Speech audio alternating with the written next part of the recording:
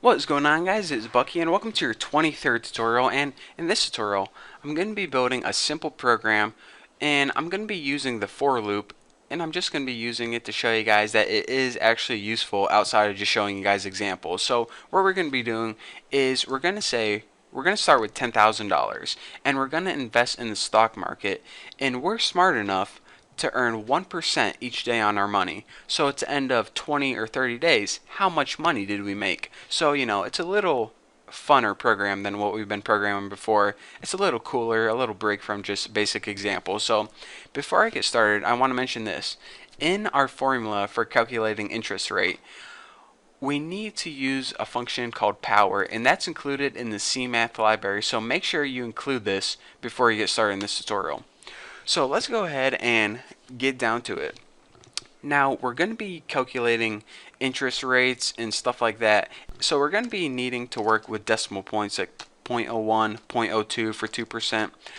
But we already know int. So can we use integers when working with decimal points like this? No, we can't. Int is for whole numbers only, like 98, 4, 54.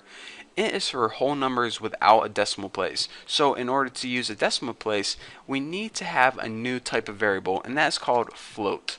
Float is basically the data type that allows you to work with decimal places. There are a couple different ones, but this is one of them, one of the most popular ones. So let's go ahead and make a variable called a, and this is going to be the amount we're trying to figure out. How much money did we make? The next variable we need is called principal. So float p equals your principal amount. In everyday terms, how much money did you invest? How much money did you start with? Well, say we just had $10,000 laying around, so let's go ahead and start with that. I wish I had $10,000 around, but hey, we can dream, can't we? So now let's go ahead and say this. Our last variable is rate, so I'm going to set it equal to r, and that's how much interest do you want to earn each day. And let's say we can earn 1% each day, and that's 0.01. If you had 2%, it would be 0.02. Make sure not to put 2 or 1 for this. You need 0.01, or else it's not going to work. So let's go ahead and use the for loop to run through each day. So what this is going to be doing is looping through each day one by one. 1, 2, 3, 4, 5, 6, 7 days, and each day is going to give us a dollar amount. How much money did we earn that day at 1%? So of course the for loop is going to loop through days. Let's go ahead and make a variable called day, int day, and we'll start at day 1, obviously, and the next parameter it needs is how long do you want to invest your money for. So let's say 20 days. So day is less than or equal to 20 days. And of course day plus plus, because one day at a time. We're not skipping any days and we're not taking any vacation time here. So now the formula for interest rate is this. The amount of money that you earned is equal to the principal amount times, and in parentheses put this, actually no, not yet, the principal amount times the power, and this is where you put parentheses, 1 plus the rate, and this would be, let me go ahead and type this out. I can't talk and tell you guys financial formulas at the same time. The formula for calculating interest rate is this. The amount of money you're going to make is equal to your principal investment times 1 plus rate, and the rate would be 0.01 in this case, to the day exponent. So it would be like 1%, 1.01% to the 20th power. So I mean, it's a weird formula, but that's how you calculate it. Just trust me, it works. So anyways, now what we have to do is just print out on the screen how much money we're going to make. So let's give it a nice little print thing. Let's go ahead and print the day first. And then just want to give it a nice little spacer here. There we go. And then we go ahead and write A. A is the amount of money that we're making. And then go ahead and we'll print this on a new line each time. So let's go ahead and run it, and you'll see what I'm talking about whenever I run it. So here is the day to the left, 1 through 20.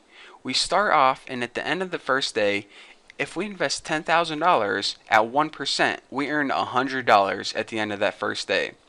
At the end of the 9th day, we almost earned $11,000.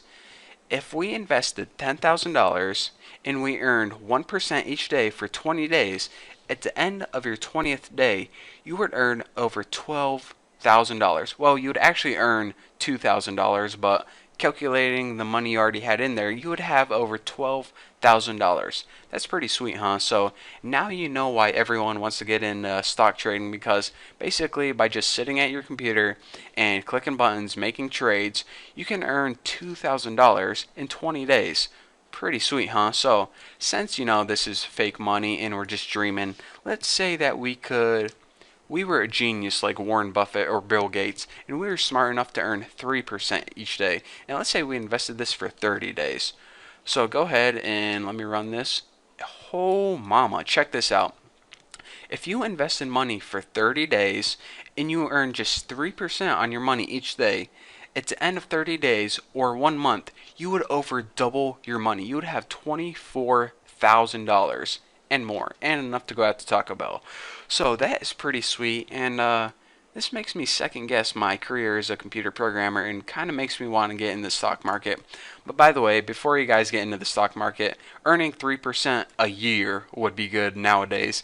Earning 3% a day is virtually impossible unless you're like Warren Buffett. So anyways, there is your tutorial on a useful way to use the for loop in program, and also, some financial advice too, the formula for APR. So there you go, and I hope you guys learned at least something from this tutorial, and hopefully I didn't get you addicted to the stock market, because hey, we got more C++ to learn, guys. So thank you guys for watching. Don't forget to subscribe, and yeah, I'll see you guys later.